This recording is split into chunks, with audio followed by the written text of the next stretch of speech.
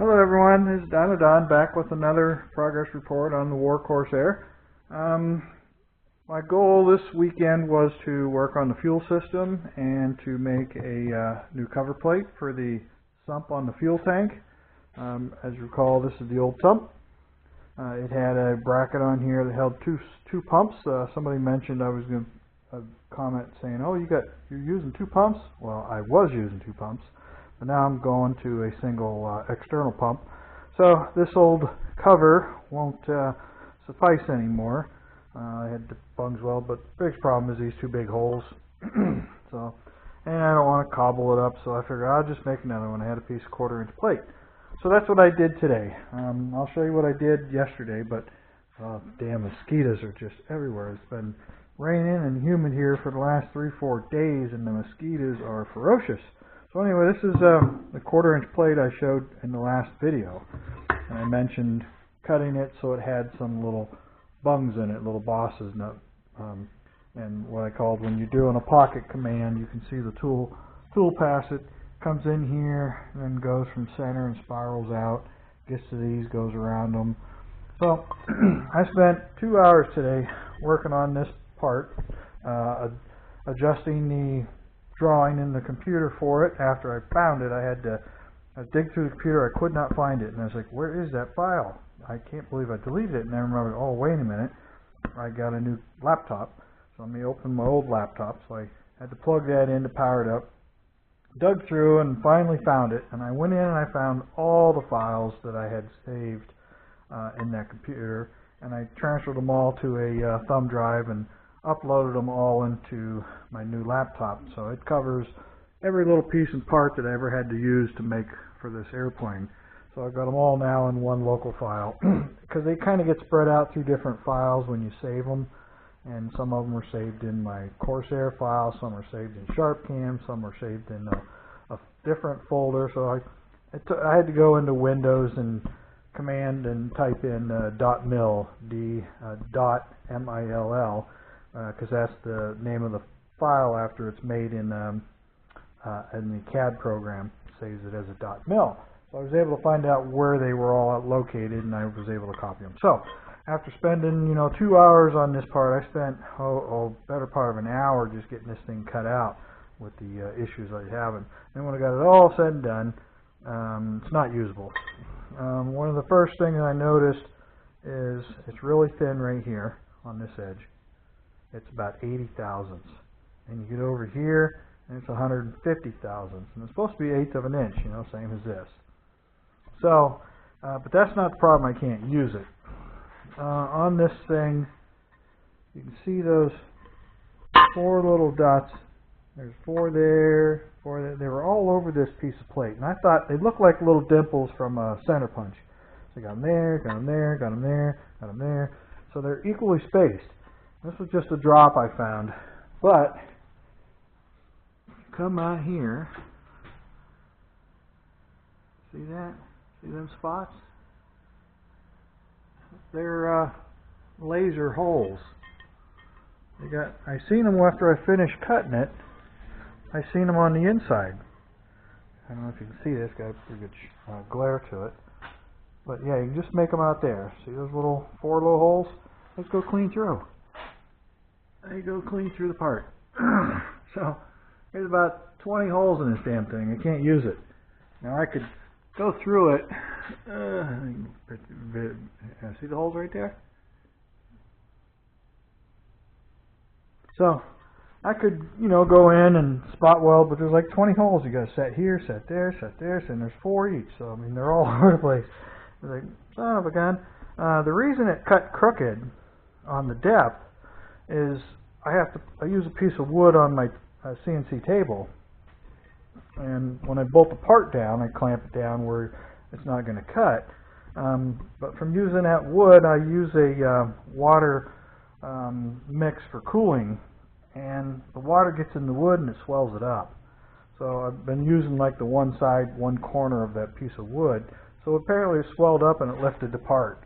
So when it went in and cut it on a taper. So I was going to go in and change the board out and just go in and make it all the same height, which really wouldn't matter. It's just I'm just kind of OCD on certain things. But then after finishing cutting it, I seen the little dimples right there, little dots, and I was like, what in the hell? And then I looked over, and was like, oh man, I put up the light. So it's junk. I mean, it would still work just like this if it didn't have the holes. If I went in and spot welded every one of them. But I'm just gonna make another one. But the problem is I don't have any 1/8" plate to do it like this, where I can weld bungs to it. I don't have any 1/4 inch. I got some, but it's a soft aluminum. It's not tempered, so, and I won't use soft aluminum because it cuts extremely bad on a CNC. It just gums up like crazy. So it's almost impossible to cut that stuff. So I got to put that off now until I get up to the metal shop and go find me another drop of at least 1/4 inch, because it was only a half-hour program, but I kept running into my mister. Like I said, it doesn't like to keep spraying all the time, and the bit heats up and then it starts melting the aluminum when it's trying to cut it. Gulls up, and then I have to stop it and start it over, clean the bit out. So, but anyway, I went ahead and got some work done on the fuel system. I mentioned I ordered my fuel pump. So there's the brand new fuel pump. Let me see if I can, I think I'm looking for my light, the lighting in here. It's terrible. I got a little flashlight. Here we go. If it works. LEDs, absolute junk. So I got my fuel pump. This is a little clicker pump. It's a Faucet brand. And it's like 30 gallon an hour at around 5 psi, 4 to 6, 3 to 5, or something like that. I didn't need anything real drastic, and 30 gallon an hour is way more than this motor will ever use. And then I got my little Chinesium fuel filter in. That's got a stainless steel mesh. It's supposed to be 30 micron, and it's removable and cleanable. And then it came with 3 different size end fittings. As you can see down here, this fitting right here, I've got it modified, drilled and tapped for 1/8" pipe thread. And then there you can see I've got some stainless steel screws bolting it to the firewall, so 2 there, 2 there.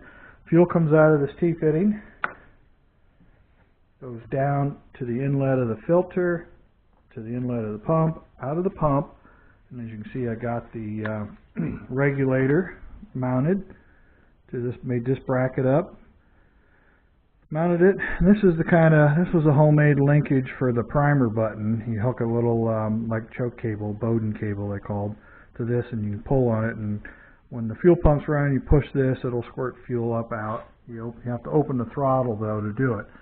But as you can see, I've got this is the new throttle cable. It came with the fuel pump, so I got the cable and the fuel pump. That was, right there. It was $120 for that. It was $200 just for this cable, that fuel pump, and shipping. So, but it's all done, mounted. And all I got to do is make this little bracket to bolt to this. Show you. This is going to fall off there. That was the original bracket on the old configuration. But there's 2 holes here, so I'll have to make a little gizmo similar to this that catches the groove in that, and then it'll bolt to that. It'll be a straight piece. It doesn't need. It's not going to be this. This is a piece of steel. So let me put that back on real quick so I can show you. I've got the throttle is all hooked up. Now this is the return line. So the fuel line comes out of the regulator into here and comes out of this. And in this fitting, I made a 1/16 inch I made a bushing with a 1/16 inch hole, so that's kind of a bypass. So the pump comes in. This is just an open channel in here, passage, and it goes to the brass tube inside. So when you open it, then it all goes out through there. But I put a restrictor in here, a 1/16 inch restrictor, the same as I have in here. That's what they recommend. And then this return line comes back to the fuel outlet line from the tank. So if you get any air in here, it'll try to push through here, and it may go back in and up out of the tank and vent. But meanwhile, let me shut that thing off.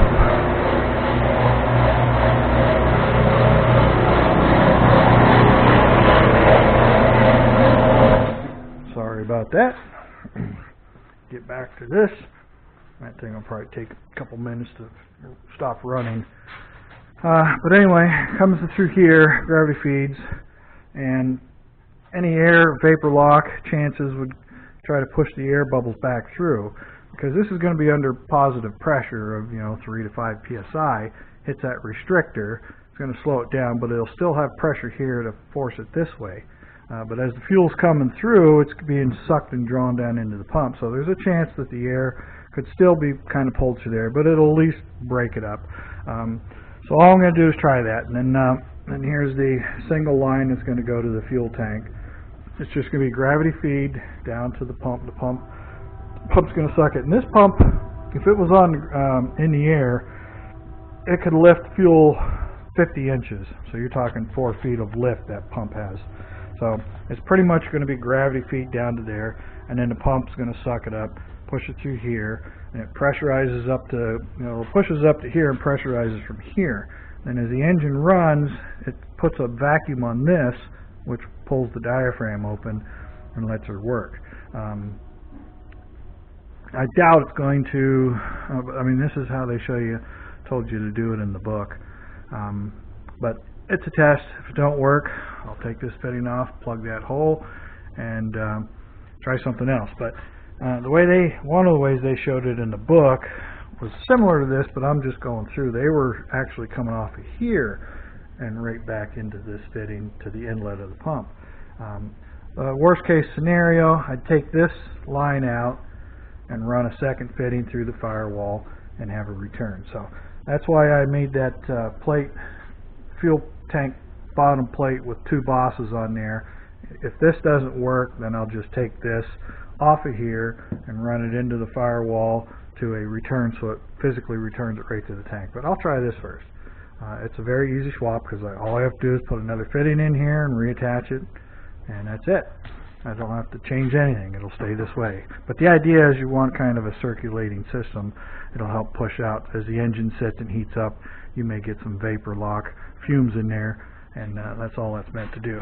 Okay, so I got that all done, and I made this little aluminum bushing right here, this little piece of aluminum, big thick looking washer, and it has a step in it, and it fits inside this here. This thing had like a 455 thousandths hole in it, so I machined that aluminum down so it just pressed in there, and then I threaded it. So I screwed this onto this linkage, and then put a what they call a wide surface washer on it that's usually meant for wood products, for a wide surface backing area. Put that on there and then tighten the nut down. So that's the throttle. I probably can't reach it at the same time, but literally it's just there's wide open, close. You can see both of those. I'm not sure, but and then I did figure out a way to make this work. I have to make a plate on here. I did find a 6 3/8 inch diameter filter, 2.5 inches tall, round filter. The side is, it looks like this.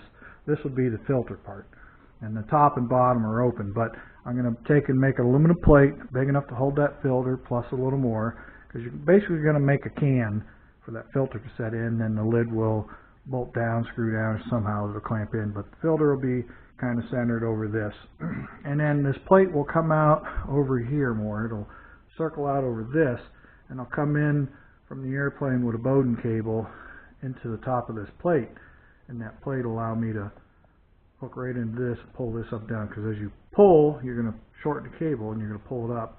That's full lean, that's full rich. Basically, if you pull that up when you're cruising, it'll kill the engine.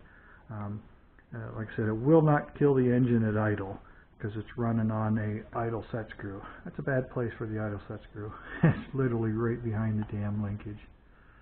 So I can disconnect this arm and move it out of the way when it's running and adjust the idle mixture there. But that's, yeah, it's a piss poor design there. Knowing that the throttle cable is going to be there, I just kind of noticed that now. But that's how I can make this work. So I have to go to the auto parts store and buy a choke cable, push-pull choke cable, to work this. My new other one, because this stuff is so long, you're not going to be able to use it. I'm just going to have to do a Bowden cable. Looks just like this. This is nothing but a Bowden cable. It's just a solid strand of 78,000 stainless steel wire in there. It comes out, and then this piece here is crimped on it, and there's an outer guide. So, but I can make that work. That's the mixture control. And then another little Bowden cable will be hooked onto here. I'll make another little bracket to come up, so the cable will come up, clamp, and then the center piece will hook. I'm going to make a new one of these. This one's just chintzy looking, and it's pretty thin. It's only about 16 thousandths, a 16th of an inch. So I'll make it a little beefier than this. But I just put it on there so you get the idea. And then again, this nipple is going to have an 1/8" hose from here to here. So that's kind of where I'm at. This is all done. The only thing left to do is wire this in, a ground. That'll go probably ground right to the block. They give you an awful short lead for grounding. Can't ground the firewall because it's not grounded to anything. Yeah, it should be grounded off of my ground lug over there, but I'm just going to run a hard ground to the motor somewhere. And then the lead, the hot, it's going to go into my new fuel injection computer. Again, that computer is going to be just to run the ignition system. So that'll go in just like a stock fuel injection. When you turn the key on, you can program it to run 2 seconds, 3 seconds, 5 seconds, 10 seconds. It'll just come on when the computer's energized. It'll turn the pump on. But I'm going to set it up so it'll run for maybe 3 to 5 seconds, depending on how slow it takes to pressurize with that little low pressure pump. But the idea is you turn the key on and you'll hear it clicks. It goes click, click, click, click, and then it will run for so many seconds and then stop. And then when you start cranking the engine, as soon as it sees the engine is spinning, it'll turn the pump back on and it'll stay on the whole time. So if you ever have a problem where the engine dies on you, or if you have an accident and the engine gets killed for some reason, it'll shut the fuel pump off, so the fuel is not pumping fuel if there's a broken fuel line or anything. So that's kind of where I'm at. And the only other thing is I was going to take this 1.5" stock and make another bung to come out of this bottom one, because I need to come out with something in order to tie into the 1" hose coming from that side into this side, again like this here. So I'm not going to use this at all. I might be able to use that nipple. I can probably cut that right off and then weld it. But the idea is take this, cut it down, bore it clean out, bore this thing out, because it's the same size as what the original filler neck is. But it'll be cut down. This will be cut down and hose barbed, with the lip on it.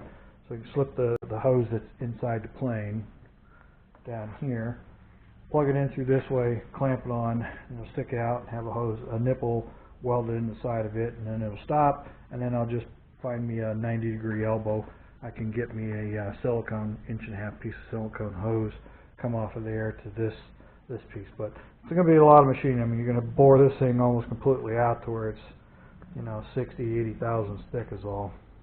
Sort of similar to this. This is probably just a little over 1/16 of an inch. But bore it out, step it down, and make it so it'll plug into there. Still haven't got to the exhaust. I did fiddle around inside. Oh, after doing these hoses, I reused all the hoses, and that's what I had left. That's a piece I had to cut off one of them, and then I had a couple others that were 3 or 4 inches to cut off. Okay, here's the fittings that came with that fuel filter. These things are so nice, and it was 20 bucks, and they gave you 6 fittings. This is the dash 10, I think. It had 6, 8, that would be dash 8. That's a dash 10. But the dash 8 and dash 10 have the same hole size in them. The dash 6 had a smaller hole size because the hole, that's basically a 7/16 inch hole in these fittings. Let me try to get one out of here for you. And the problem was the 7/16 is what I had to drill it out to, or the tap, the 1/8" pipe tap. 1/8" pipe tap fall right through that hole. So the dash 6 had a much smaller hole in it.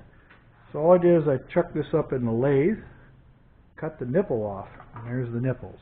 So you can see that's the size of the hole difference from one to the other. So I just cut the nipples off, reamed it out to size, and then tapped it for an 1/8" pipe. So these I can save for something else later. I may be able to use the big ones, the bigger ones. That's the oil size. I can make a bung when I do my oil tank and thread it for this thread size, and use those for the drain out to, or the outlet into the oil pump, and then from the engine block drain back to the fuel pump. I can use both of these in the tank, so I can make use of them. Nothing else in here. I've replaced pretty much all the fittings. What I'm going to do, I need one more steel fitting on the filter, the fuel filter.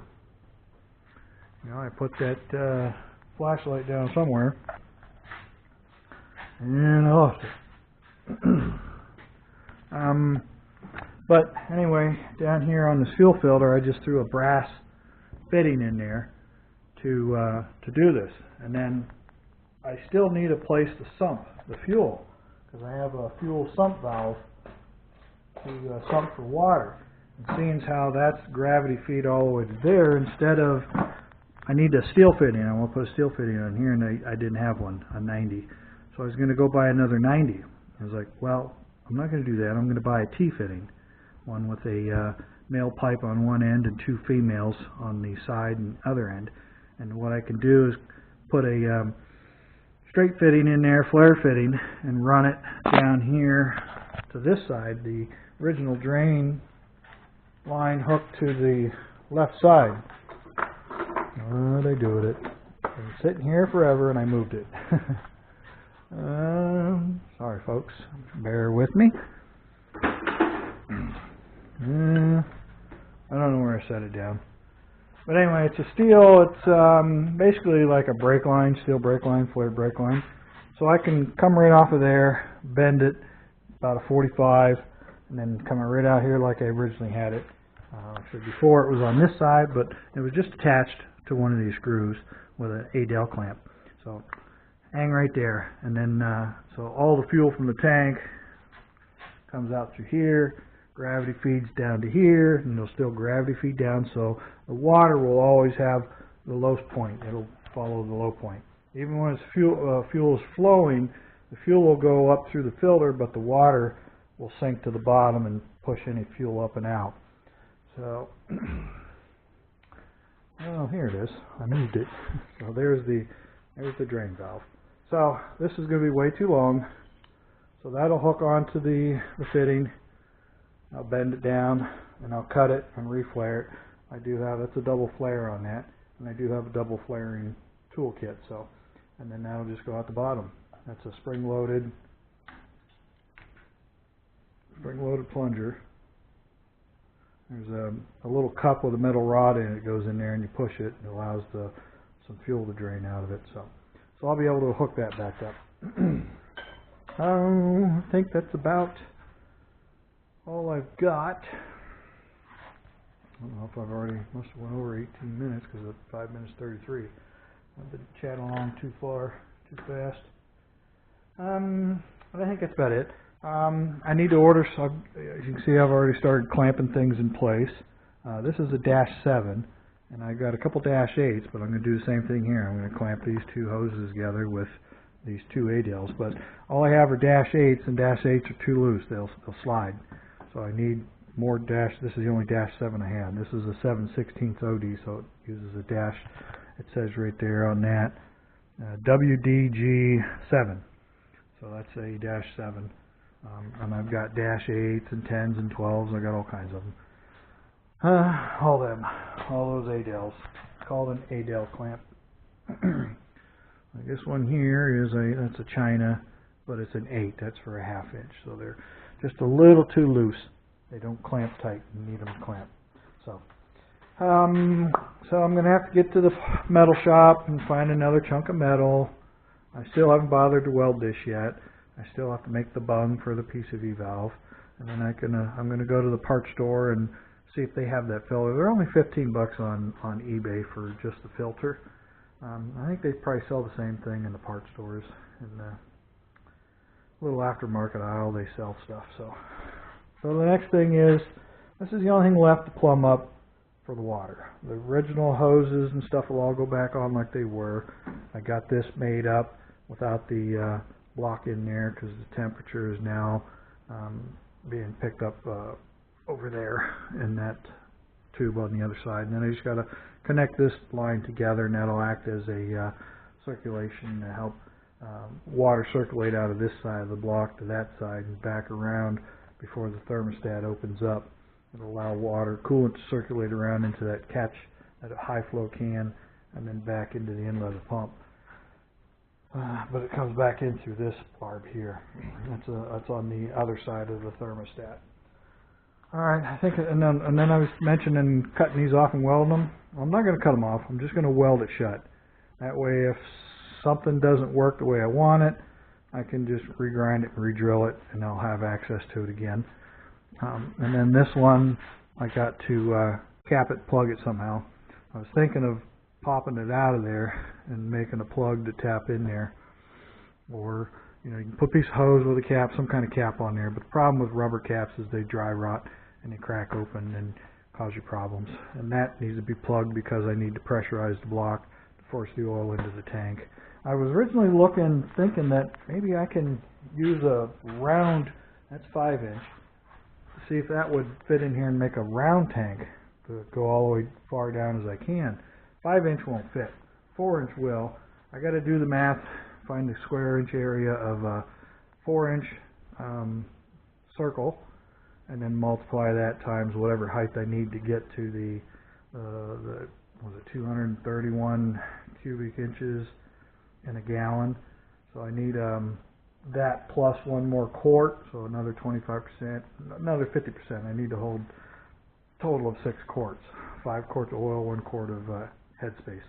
So when I'm ready, I'll pull these off to weld that shut, weld these 4 pieces together, both valve covers of course, get the bung made to weld into this for the PCV valve, and then that'll plumb into the tank, and then get all the tank fabricated and ready to weld together. So I'm pretty much in good shape now. Throttle's all done, fuel system's done, short of just a couple fittings, and getting that tank done. So water, coolant, I mean, that's basically most of the work out here. Run a few more wires. The wires are already in the harness, but I need wires to power the coils, so I need to get coils. And I think that's about it. And then just get this finished here. Then the cannon, that electrical plug, can come back up to there. And again, all these wires for the fuel injection will be gone. The only thing I need is wiring that runs the fuel pump through a relay, and then the power for the ignition system, and that's it. The wires are already pinned and run for the crank sensor and cam sensor. They're already in there, so I just won't take them out. The other ones, but it's just a little few powers and grounds. These coolant sensors, pressure, water temp, oil temp, and oil pressure. Those will have to be rewired back in. So, and the alternator, of course, that'll be hooked up just to the battery. And then I need to get the plug to fit this alternator to run the what they call it's the activation load. You got to apply power to that thing for the charging system to work, so you can turn the alternator on and off. So if there's a problem where the alternator starts overcharging real bad, you can shut it off. And then as the battery goes down, you can turn it back on, let it charge up, shut it down so you can get on the ground. So only a few wires. The starter wire it's still in there. I don't have to take that out. Don't have to put it in. So it's going to come together. Like I said, once this is pretty good. And then I just got to do a belt tensioner. But I got to go find a piece of aluminum tomorrow or so and try to remake that cover. And once that tank's done, I'm going to make some brackets to come off of here, come over here, so I can put a screw through the tank out here, hold it on, so I don't have to use the fittings on the bottom of the tank, the original anchor points. They're just too damn hard to get to. You got to crawl back into the airplane to reach these turnbuckles that are on there. So I'll lop them off. in order to weld on this, I can probably just cut them off, grind them down. But if there's any leaks and I got to weld it because this already had gas in it, you got fumes. If you're not familiar with trying to weld gas tanks, I used to weld steel tanks all the time. I used to modify them for sumps where the fuel would come out the bottom for drag racing. And what you got to do is you just get yourself a little lawnmower, anything, push mower, ride mower, fire it up,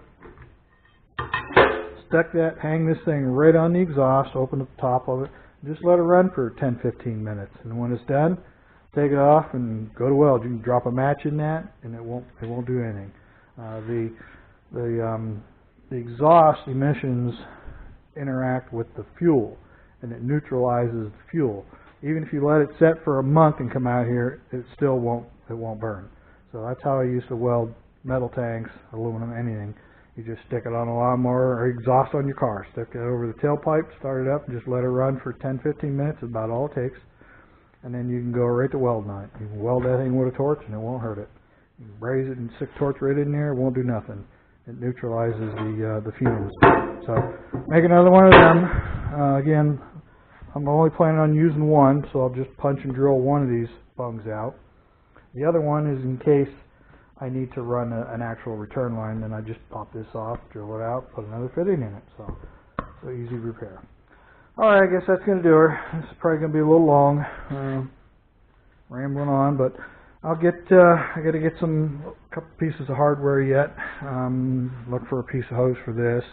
Get some, I need some nylon lock nuts in a quarter 20. I have lots of quarter 28 fine thread, but no, I did get some screws here for that, which are the same size as those. Going to replace those, but no, I don't need to. Those already have lips on them. They're done. So, all right, I guess that's going to do it for this one, folks. My wife's old T-shirts.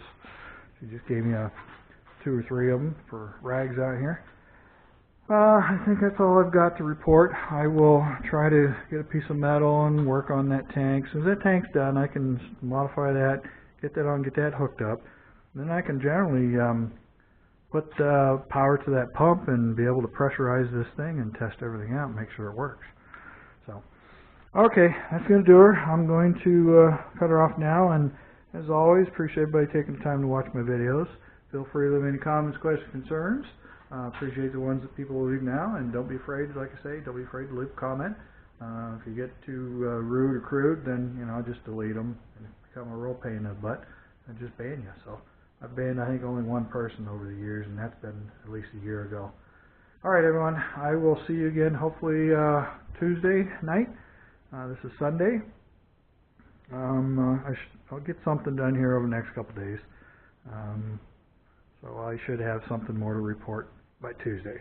Other than the weather's been great, we've just been having some rain lately, and the humidity's been through the roof. So I had to come out here and tinker around with that stuff. All right, everyone. I will cut her off now, and we will see you guys again hopefully Tuesday. So for now, this is Down and Done out.